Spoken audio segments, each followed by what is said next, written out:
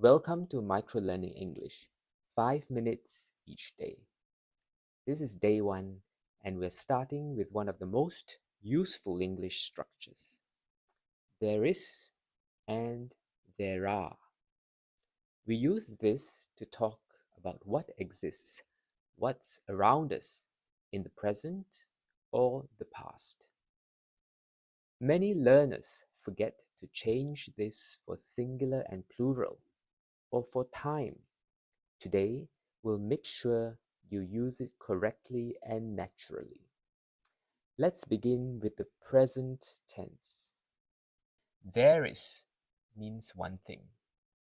There is means one thing. The short form is there's, theirs. Examples: there is a book on the chair. There's a key under the couch. There's a dog outside the window. There's a new message in the inbox. There's someone at the door. There are means more than one thing. There are 2 pens on the desk. There are shoes next to the bed. There are people in the living room.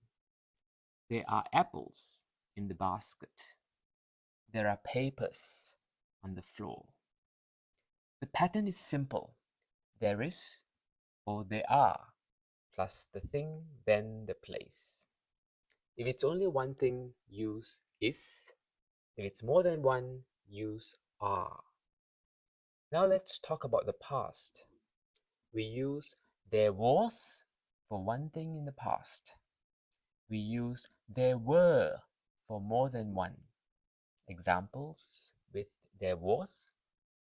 There was a phone on the table this morning. There was a strange noise outside last night. There was a jacket behind the door. There was a cup next to the sink. There was a letter in the mailbox yesterday. It is not there now. Examples with there were. There were some coins under the cushion. There were kids in the park earlier. There were lights on in every room. There were lights on in every room. There were bags near the entrance. There were files on your desk. The nouns and the places stay the same. What changes is the verb to show the time. Is becomes was and are becomes were.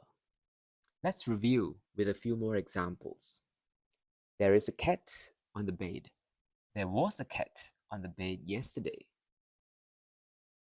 There are snacks in the cupboard. There were snacks in the cupboard this morning. There is a light above the mirror.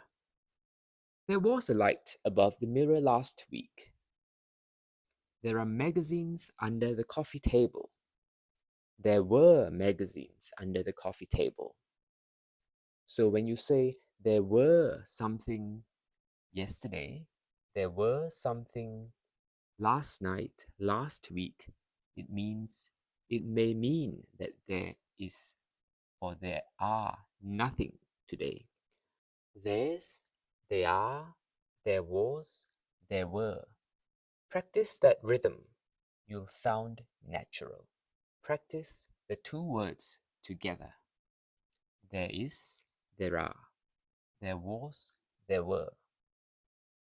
Today, you learned how to describe what's around you, both in the present and the past, using one of the most important English sentence structures. Come back tomorrow for day 2. We'll learn a new pattern to help you speak even more clearly and fluently.